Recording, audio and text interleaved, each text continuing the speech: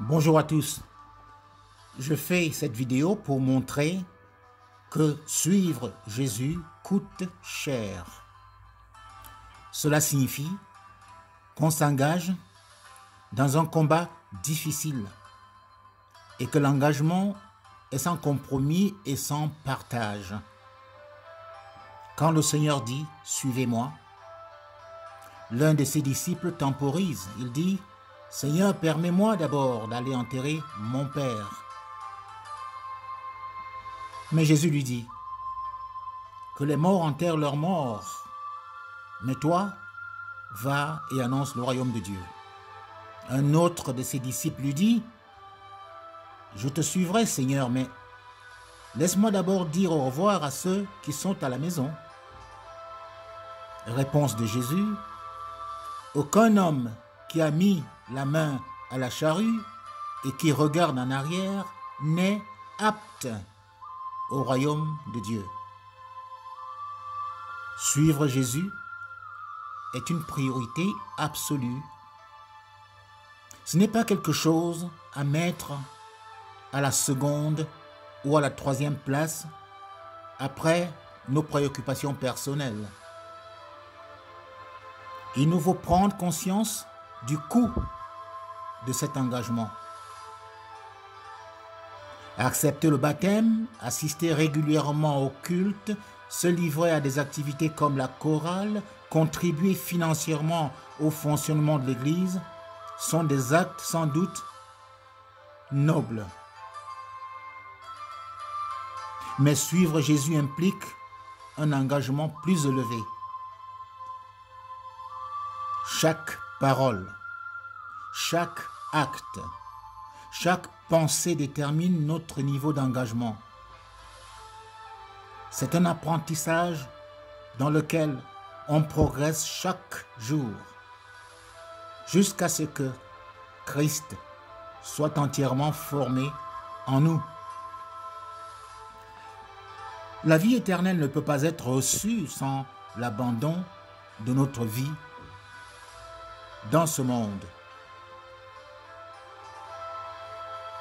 Si quelqu'un veut venir à moi, dit le Christ, il doit se renier, prendre sa croix et me suivre. Car celui qui veut sauver sa vie la perdra, mais celui qui perd sa vie pour moi la trouvera. Ne croyez pas que je sois venu pour apporter la paix sur la terre. Je ne suis pas venu apporter la paix, mais l'épée. Car je suis venu mettre la division entre l'homme et son père, entre la fille et sa mère, entre la belle-fille et sa belle-mère. Et l'homme aura pour ennemi les gens de sa maison. Celui qui aime son père plus que moi n'est pas digne de moi. Celui qui aime sa mère plus que moi n'est pas digne de moi.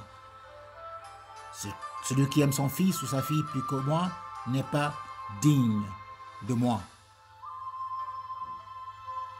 Celui qui ne prend pas sa croix et ne me suit pas n'est pas digne de moi.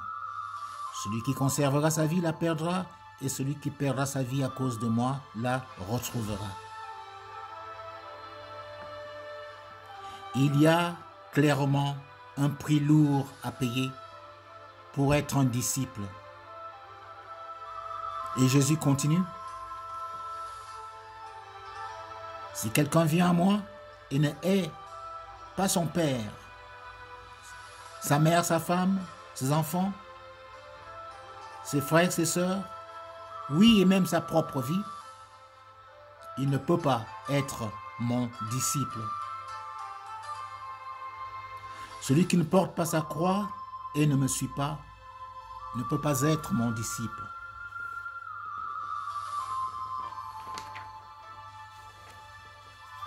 Lequel d'entre vous, s'il veut construire une tour, ne s'assoit d'abord et calcule le coût pour voir s'il en a assez pour l'achever? En fait,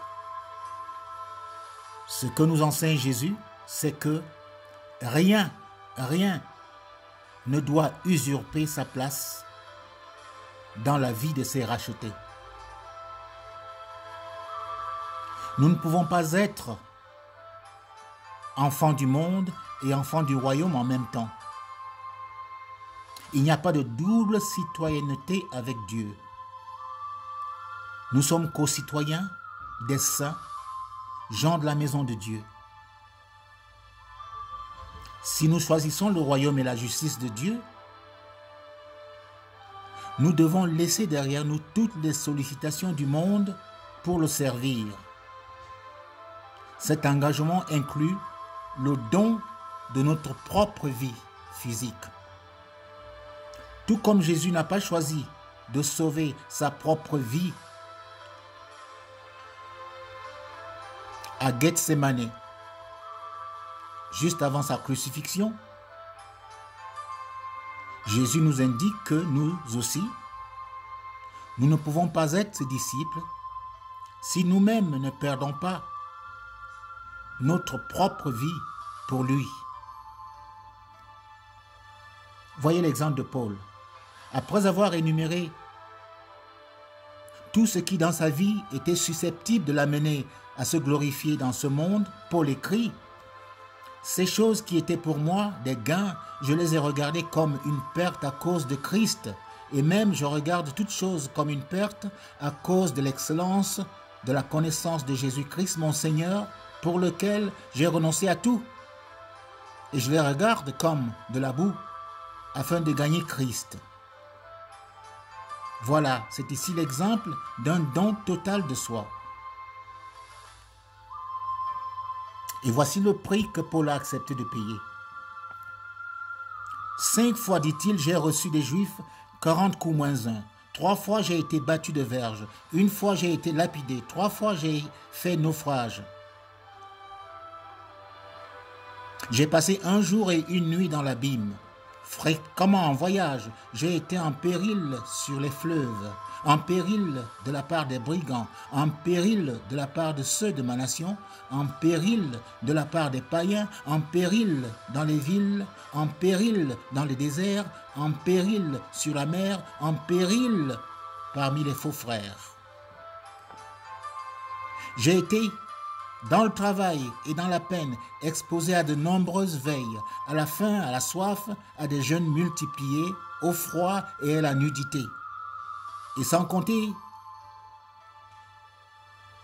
les soucis que me donnent les églises. Qui est faible,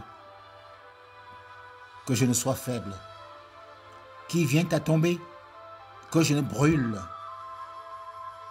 S'il faut se glorifier, c'est de ma faiblesse que je me glorifierai. Il faut dire qu'un disciple est un soldat de Christ. Et l'Écriture dit qu'il n'est pas de soldat qui s'embarrasse des choses de la vie s'il veut plaire à celui qui l'a enrôlé.